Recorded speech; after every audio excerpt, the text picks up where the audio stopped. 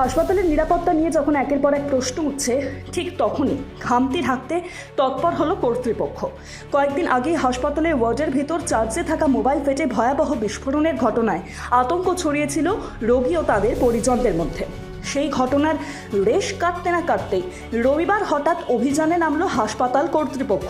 এদিন হাসপাতালের বিভিন্ন ওয়ার্ডে সরেজমিনে পরিদর্শনে বের হন খোদ ফ্যাসিলিটি ম্যানেজার দেবজ্যোতি মুখোপাধ্যায় সহ পদস্থ কর্তারা। ওয়ার্ডে গিয়ে বৈদ্যুতিক সরঞ্জাম, প্লাগ পয়েন্ট ও নিরাপত্তার বিষয়গুলি খুঁটিয়ে দেখেন তারা। মূলত রোগীদের সুরক্ষার কোনো ফাঁকফোকর রয়েছে কিনা তা খতিয়ে দেখাই ছিল এই পরিদর্শনের মূল লক্ষ্য। মোবাইল বিস্ফোরণের মতো ঘটনার পুনরাবৃত্তি রুখতে এবং সামগ্রিক পরিকাঠামো খতিয়ে দেখতে কর্তৃপক্ষের এই সক্রিয়তা নজর কেড়েছে সাধারণ মানুষের।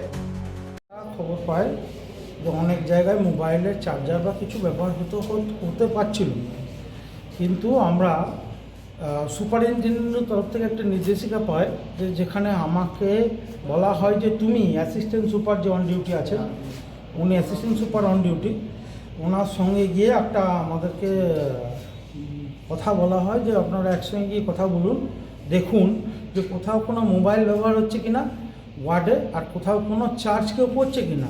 কিন্তু আমি আমার জায়গায় যত জায়গায় দেখতে পাই কোথাও কেউ মোবাইলও ব্যবহার করেনি এবং দূরের কথা চার্জার আমরা কোথাও কিছু পাইনি।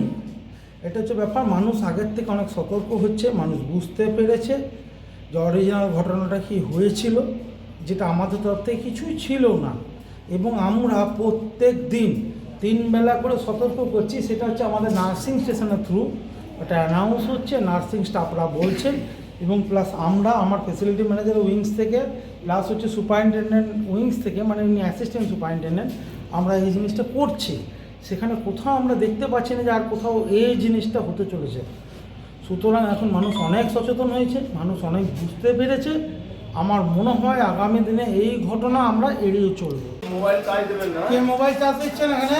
চার্জ দেবেন না মোবাইল যেন চার্জ না দেওয়া হয়। চার্জ দেবেন না কেউ বলে? আপনাদের কোনো সমস্যা হলে আমি আছি ফ্যাসিলিটি ম্যানেজার, ইমিডিয়েট আপনাকে ফোন করবেন। কোনো মোবাইলে চার্জে দেওয়া যাবে না। মোবাইলে চার্জ আপনারা দেবেন না? মোবাইলে কোনো রকম চার্জ দেবেন না কেউ। দেখবেন না? দিদিরা আপনারা দেখবেন, কোনো সমস্যা হলে ফ্যাসিলিটি ম্যানেজারকে জানাবেন। মোবাইল এখানে চার্জ দেওয়া যাবে না। কে চার্জ দিচ্ছেন? আমরা মোবাইলটা নিয়ে যাবো, চার্জার নিয়ে যাবো, বলে গেলাম।